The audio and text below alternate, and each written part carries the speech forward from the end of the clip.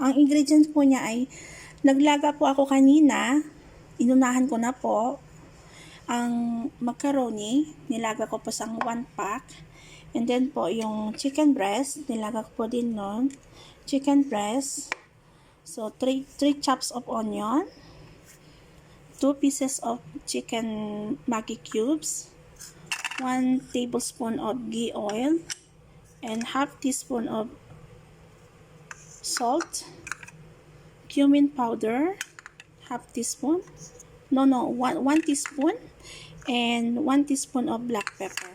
So guys, and tomato paste, and water.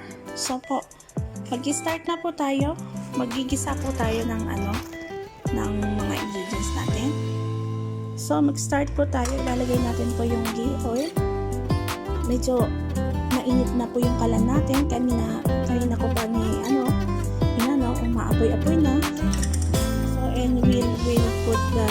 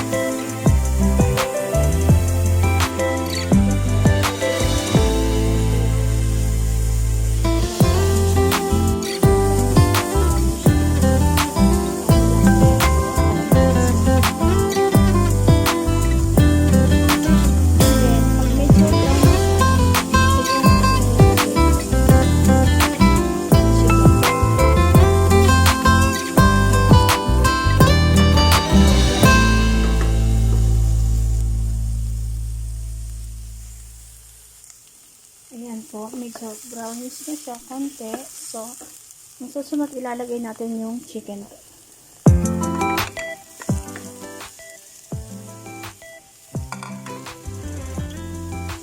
Inaalang yung apoy para hindi masunog.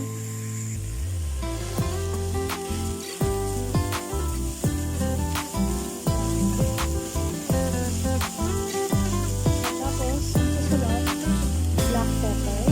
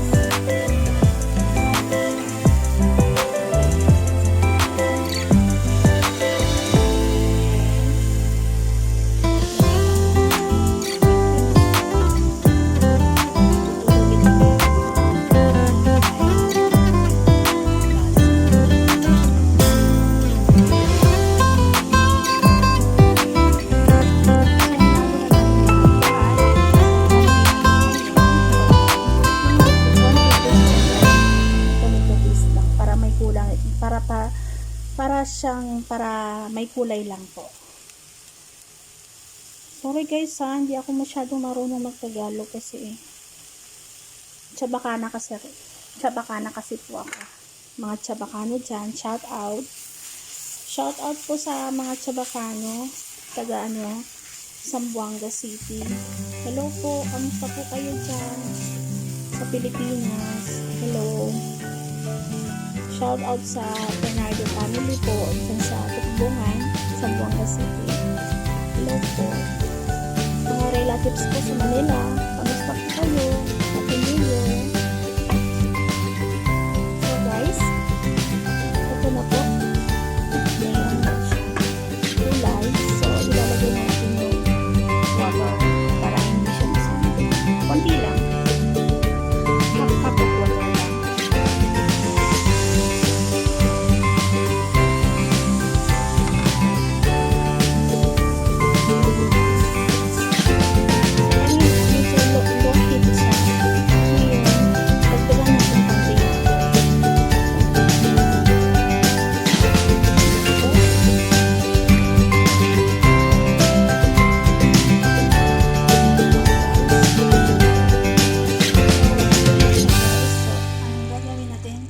ila-left natin siya ng mga 20 minutes. Tatakpan natin. So, babalikan natin guys. At saka, gagawin natin yung ano niya, filling niya sa yung ibabaw ng macaroni po. Yung sauce niya, yung white sauce niya. Okay guys, papakita ko. So guys, ito na po. Balikan po natin. Medyo okay na po siya.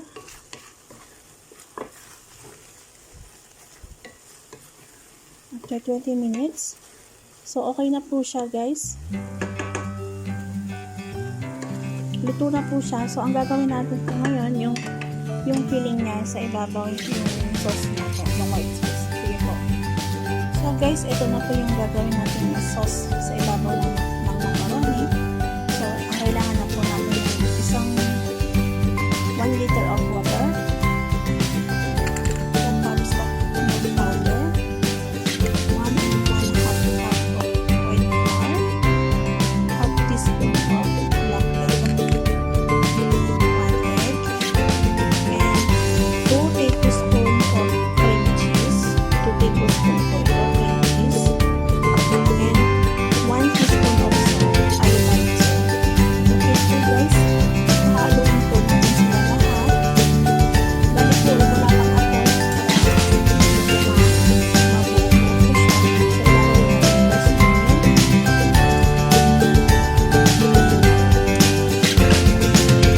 natin po sa lagay natin yung flour. Halo lang muna sila guys ha. Tapos yung black pepper, half teaspoon of salt, yung 1 egg,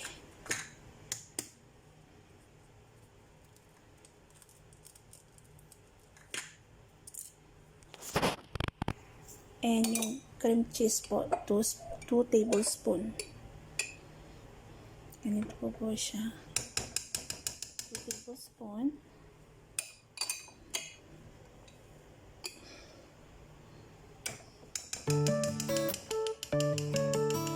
So, haluin natin. And pagkatapos po kung haluin, i-andar na natin yung yung apoy niya. Okay guys? Haluin na lang natin. Mabuti po para mahalo po lahat ang ingredients niya para hindi po yung buo yung sauce natin. So guys, haluin na natin. So halo lang after mga 20 minutes. Pag naging sticky na siya yung sauce natin, pwede na natin also oil. And i-ano na natin sa Pyrex yung sauce at saka yung macaroni. So babalik natin mga after 20 minutes pag naging sticky na siya. Okay guys?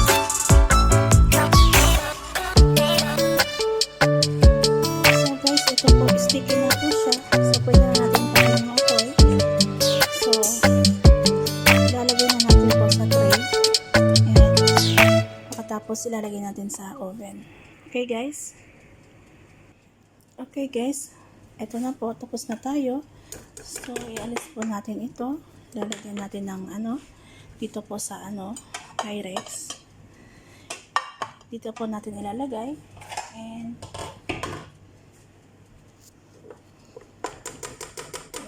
ialis ko po lang ito.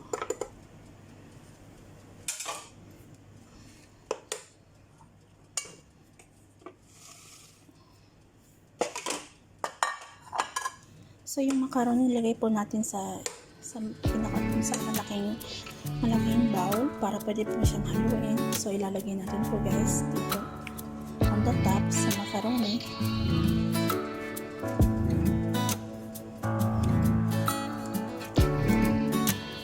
Lagay po lang natin.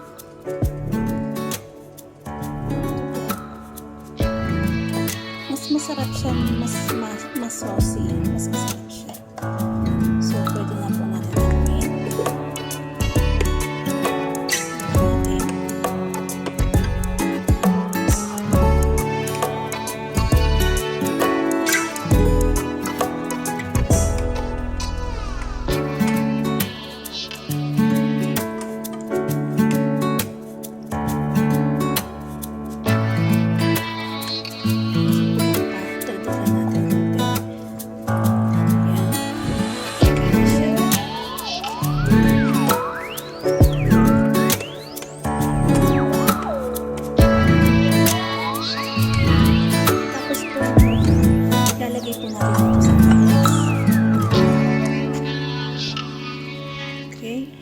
natin. Ito, ganito po. Hanggang mapuno lang yung Pyrex.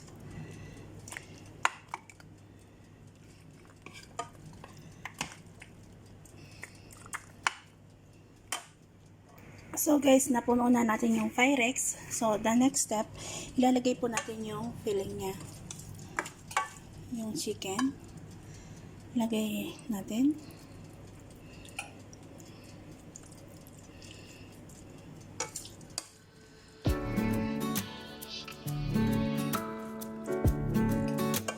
Ilagay lang natin hanggang mapuno po yung tray.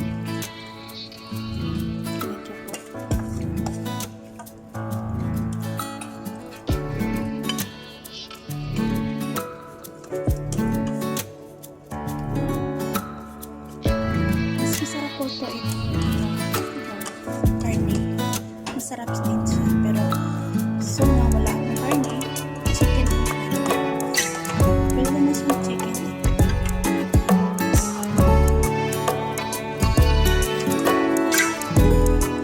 so na yung Pyrex.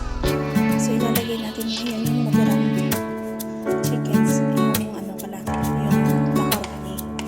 So ilalagay natin po sa ibabaw. So guys, nailagay ko na yung macaroni din sa ibabaw. So ilalagay na natin yung natirang sauce. And then, ilalagay ko tayo ng mozzarella cheese sa ibabaw para makula siya. Okay guys. Ito guys, ilalagay na natin yung mozzarella cheese sa ibabaw. Okay.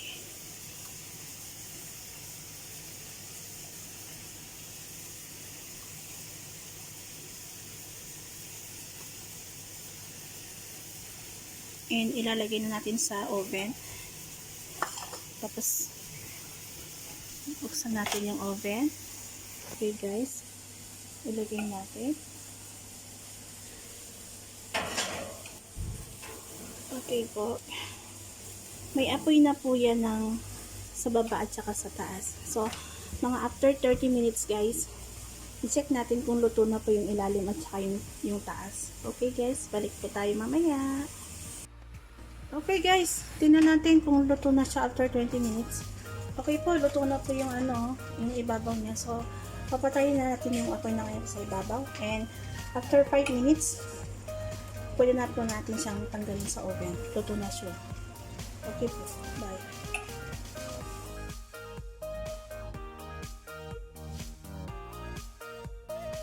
So guys, ito na po. Finish product na natin. Yung macaroni with chicken sauce. Baked macaroni chicken sauce.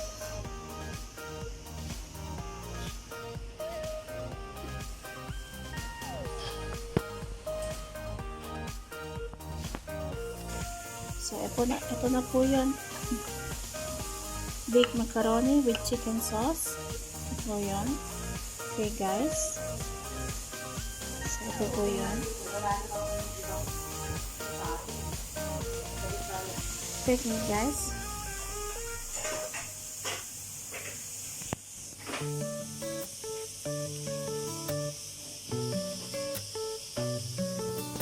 So po, dito po nagtatapos ang video ko po. Bye bye guys. Bye.